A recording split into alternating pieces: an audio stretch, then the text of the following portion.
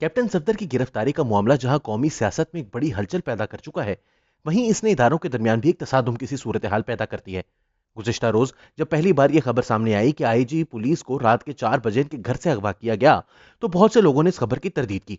यह खबर हामिद मीर साहब की थी और इनके बाद मुबशिर जैदी और दीगर ने भी इसकी तस्दीक की, लेकिन हुकूमती वज़रा और सोशल मीडिया सारिफीन इसे मानने को तैयार ना थे। ताहम कुछ देर बाद साबिक गवर्नर सिंध जुबैर उमर, जो कि मुस्लिम लीग नवाज के कायद नवाज शरीफ और इनकी साहिबजादी मरियम नवाज के तर्जुमान भी हैं, ने भी इसकी तस्दीक करते हुए कहा कि इनको सिंध के वजीर आला मुराद अली शाह की जानिब से यही कुछ बताया गया है। इसके बाद भी इस वाकये की तहकीकात का ऐलान तो कर दिया गया, लेकिन हुकूमती वज़रा मुसलसल इस हवाले से सिंध की सूबाई हुकूमत को मूरद इल्जाम ठहराते रहे और यही बयानिया जारी रखा कि इसमें पीपल्स पार्टी की साजिश शामिल है, जो कि दरअसल पाकिस्तान डेमोक्रेटिक मूवमेंट से खुद को अलहदा करना चाहती है और इसके लिए बहाने तलाश कर रही है। दूसरी जानिब पीपल्स पार्टी ने बारहा इस वाक़े पर शर्मिंदगी का इजहार किया, मुस्लिम लीग नवाज से माजरत की और कजिया ये खुला कि रात के अंधेरे में आईजी पुलिस के घर का अचानक घेराव किया गया और इन्हें इनके घर से ले जाकर रेंजर्स के सेक्टर कमांडर के सामने बिठा दिया गया। यहीं पर फिर एडिशनल आईजी को भी लाया गया और इन दोनों को कहा गया कि आप हुक्म दें कि कैप्टन सफदर को गिरफ्तार किया जाए। ये जुबैर उमर ही के इंकशाफात थे। उन्होंने मजीद कहा कि जब आईजी ने दस्तखत करने से इनकार किया तो उन्हें कहा गया कि आप सिर्फ दस्तखत करें, काम रेंजर्स खुद कर लेंगे, लेकिन जब उन्होंने दस्तखत कर दिए तो इन्हें बताया गया कि यह काम भी पुलिस ही करेगी।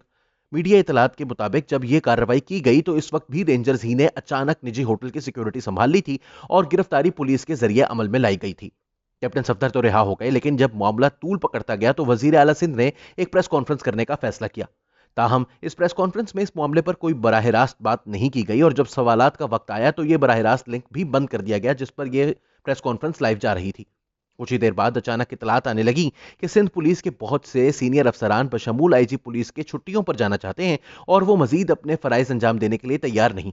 Additional IG special branch Imran Yaqoob बिनहास का आईजी को लिखा खत सबसे पहले मंजर-ए-आम पर आया और इसके बाद यक्के बाद दीगरे कई अफसरान की जानिब से यह दरख्वास्तें मीडिया और सोशल मीडिया में गर्दिश करने लगी।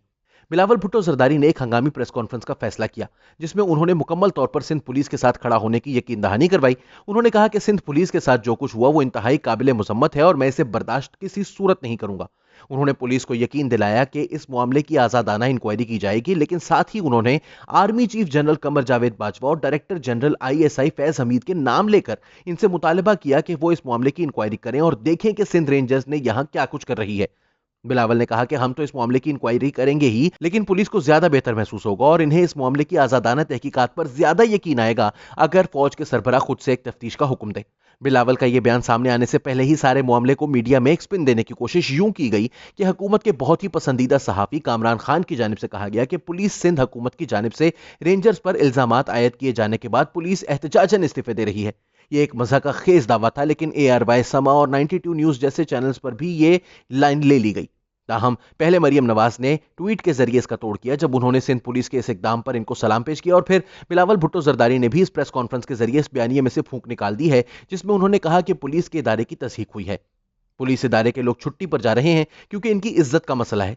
तमाम इदारे अपनी इज्जत के लिए काम करते हैं। महकमा पुलिस के तमाम लोग सवाल कर रहे थे कि वो कौन लोग थे जो आधी रात आईजी को घर से ले गए और इन पर दबाव डालते रहे।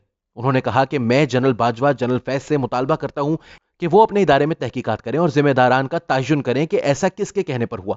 बिलावल भुट्टो ने कहा कि हम इस तरह के इकदाम बर्दाश्त नहीं करेंगे। कुछ लाइनें अबूर नहीं करना चाहिए थी जिन्हें अबूर किया गया।